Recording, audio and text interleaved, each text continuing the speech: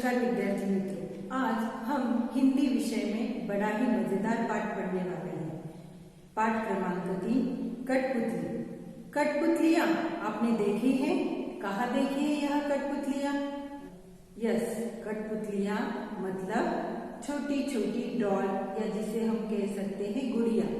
लेकिन ये गुड़िया और कठपुतलियाँ इनमें थोड़ा सा फर्क होता है। आप जानते हो ये कठपुतलियाँ कहाँ की है, कहाँ से ये आई है, किस राज्य में ये प्रसिद्ध है? सही, कठपुतलियों का खेल राजस्थान से आया है। राजस्थान में कठपुतलियाँ बहुत अच्छी बनती है। इतना ही नहीं तो कठपुतलियों के तरह तरह के खेल भी वहाँ पे दिखाए जाते हैं। आपने देखे होंगे कठपुतलियाँ जैसे धागे होते हैं और धागे में बंधी हुई छोटी छोटी गुड़िया जिन्हें राजस्थानी भाषा में कठपुतलियाँ कहते हैं, वह कठपुतलियों का नाच, नाटिका, बहुत सारे प्रोग्राम उस पर किए जाते हैं। राजस्थान में कोई भी कार्यक्रम हो, कोई भी उत्सव हो, इस कठपुतली के खेल के बिना वह अधूरा होता है। यह वहाँ की संस्कृति है। कठपुतलियों का खेल यह राजस्थान की संस्कृति है। तो कठपुतलियाँ मतलब क्या और हमें इस पाठ से ये कठपुतलियाँ क्या कहना चाहती है, क्या सिखाना चाहती है, ये हम देखेंगे।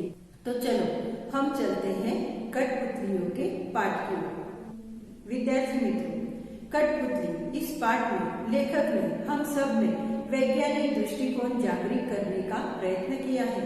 वैज्ञानिक दृष्टिकोण माने हमारे समाज में हुई जो भी बुरी प्रथाएं हैं, अंधश्रद्धाएं हैं, उनको कम कर हम नए युग की ओर कैसे बढ़े, कैसे जाए, इसकी जानकारी और इसकी कहानी इस पाठ के माध्यम से उन्होंने हमें दी है। तो चलो देखते हैं ये कठपुतलियाँ हमें अपने नृत्य द्वारा, अपने नाटक द्वारा क्या समझाना चाहती है। तो विद्यार्थी मित्रों, ये है हमारा पाठ क्रमांक 3, कठपुतली। पढ़ो, समझो और लिखो। हमें ये पाठ पढ़ना भी है, समझना है और उसके बाद हमें इसके प्रश्न के उत्तर भी देने हैं। प्रस्तुत कहानी द्वारा जीवन में वैज्ञानिक दृष्टिकोण को अपनाते हुए अंधविश्वास से दूर रहने का संदेश दिया गया है। तो चलो इस पाठ में कौन सा संदेश दिया गया है वह हम देखते हैं। शहर में आनंद महोत्सव का आयोजन किया गया था। आनंद महोत्सव मतलब मेला। आप सबने देखा ही होगा मेला कैसा होता है, जिसमें विभिन्न राज्यों की संस्कृति एवं शिल्पकला की तथा अन्य दुकानें सजी हुई थी। विविध राज्यों की, विभिन्न मतलब विविध राज्यों की, तरह तरह की राज्यों की संस्कृति एवं शिल्पकला की दुकानें उस आनंद महोत्सव में सजी हुई थी। इनमें विविध कलाओं की विशेषताओं के दर्शन, खेल, प्रदर्शनी, मौत का कुआं, छोटे बड़े झूले, कठपुतली का नृत्य और खाने पीने की दुकानें आकर्षित कर रही थी।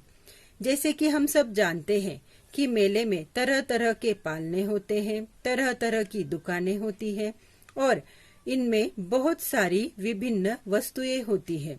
उसी तरह इस आनंद महोत्सव में तरह तरह की प्रदर्शनी लगी हुई थी। मौत का कुआं तो हर मेले में होता है। छोटे बड़े झूले झूलते हुए सारे लोग आनंद लेते हैं।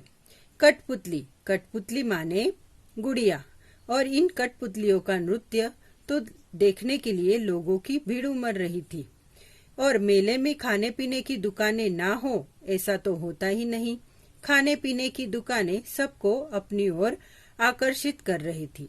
आकर्षित करना मतलब अपनी ओर खींचना।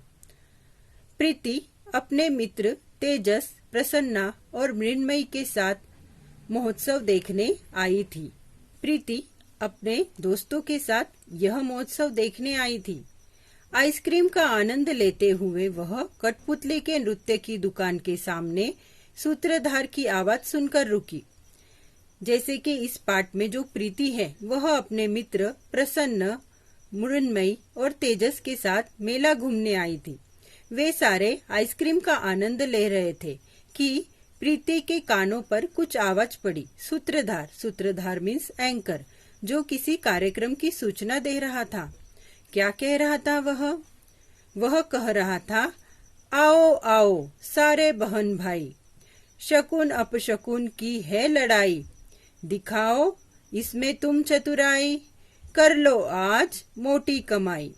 तो सूत्रधार गीत के रूप में लोगों को अपने कार्यक्रम की तरफ आकर्षित कर रहा था। वह कह रहा था कि भाई बहनों इधर आओ, इधर आकर आप देखो शगुन अपशगुन, अच्छी बातें बुरी बातें, इनमें जो लड़ाई चल रही है इनमें से आप क्या सीख लेते हैं, कौन सी चतुराई देखते हैं, दिखाते हैं, यह आप देख लो और आज मोटी कमाई कर लो। मोटी कमाई करना मतलब बड़ी कमाई करना। इस तरह की सूचना वह अपने कार्यक्रम में देते हुए प्रीति को सुनाई पड़ रहा था।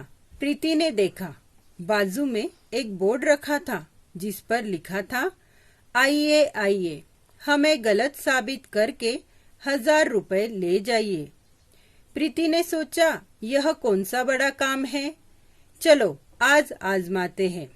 जहाँ से आवाज सुनकर प्रीति वहाँ गई थी वहाँ पे एक बोर्ड भी लगा था। क्या लिखा था उस बोर्ड पर? लिखा था कि आइए और हमें गलत साबित कर 1000 रुपए जीत कर ले जाइए। तो प्रीति ने सोचा कि पैसे जीतना वो भी 1000 रुपए, इनको हराना कोई बड़ी सी बात नहीं है, चलो यह भी हम करके देखते हैं। आजमाना मतलब एक बार चांस लेना। प्रीति अपने मित्रों के साथ अंदर गई तो देखती क्या है, कुछ कठपुतलियां रंग बिरंगे पहनावे पहनकर आंखें मटकती हुई इधर से उधर आ जा रही थी। और जब उसने उस बोर्ड की सूचना को पढ़कर जब वह अपने मित्रों के साथ अंदर गई तो क्या देखा कि कुछ कठपुतलियां वहां पे रंग बिरंगे कपड़े पहने आंखें मटकाती हुई इधर से उधर आ जा रही थी। लोगों का स्वागत करती हुई सूत्रधार के वाक्यों को दोहरा रही थी और जो लोग अंदर आ रहे थे उनका वो बड़े अच्छे से स्वागत कर रही थी। जो सूत्रधार कह रहा था वही वाक्य वह फिर से दोहरा रही थी। आवाज तो विद्यार्थियों की है पर लगता है कि कठपुतलियां बोल रही है। देखिए, प्रीति ने कहा कि क्या कि आवाज तो किसी और की है लेकिन ऐसा लग रहा था, विद्यार्थियों की है लेकिन ऐसा लग रहा था कि जैसे कठपुतलियां खुद बात कर रही हो।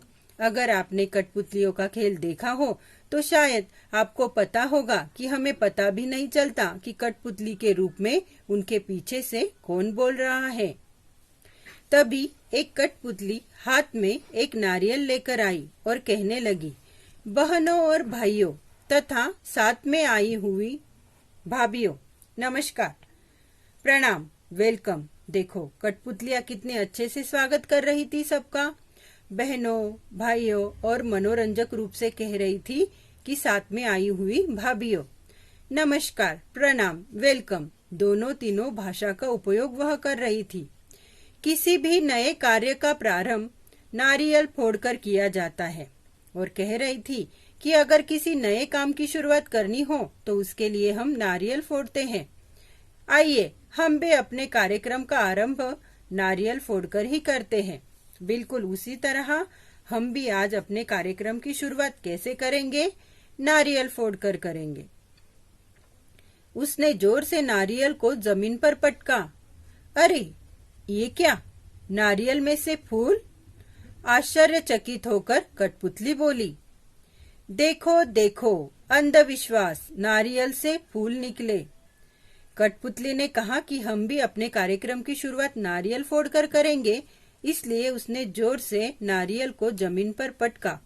नारियल के 2 टुकड़े हो गए, उसमें से पानी और फूल निकले।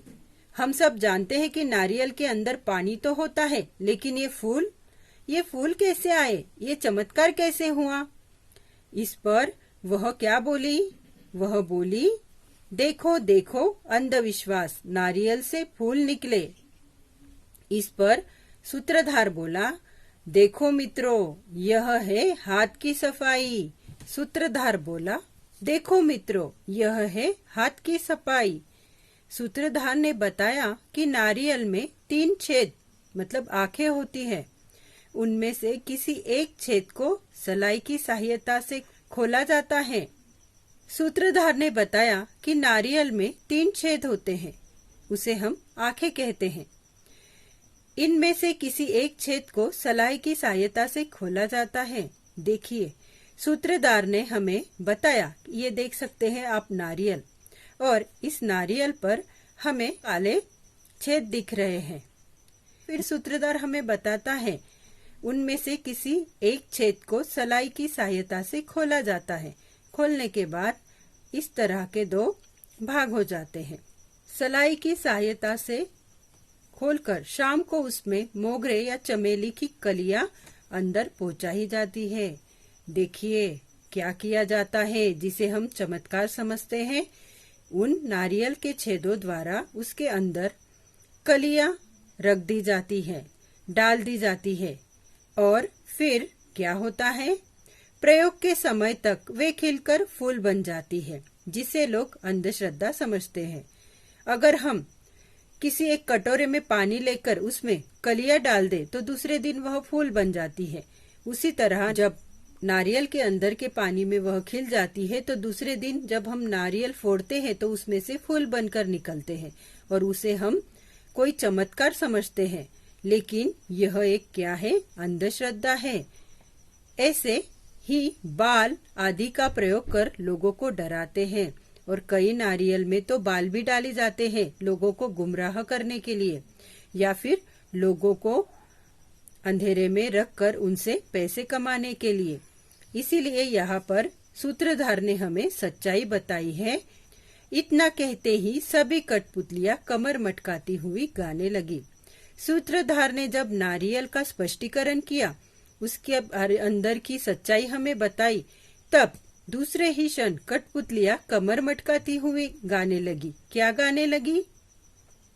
देखो देखो सारे बहन भाई, शगुन अपशगुन की है लड़ाई, नारियल से जो खूबी दिखाई, जो सभी ने के सामने आई। कठपुतलियां गाने लगी फिर से लोगों को आकर्षित करने के लिए। देखो बहनों और भाइयों, यह शगुन अपशगुन की लड़ाई है, यह श्रद्धा और अंधश्रद्धा की लड़ाई है।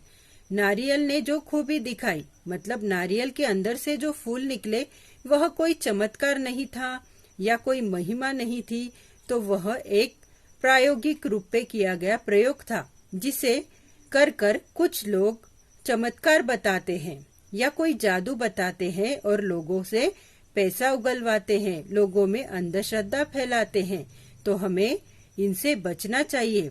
और फिर वह कहती है, देखो ऐसी सच्चाई सभी के सामने आई, और ऐसी सच्चाई दिखाकर हमें कठपुतलियों ने और सूत्रधार ने सच्चाई से परिचित करवाया है।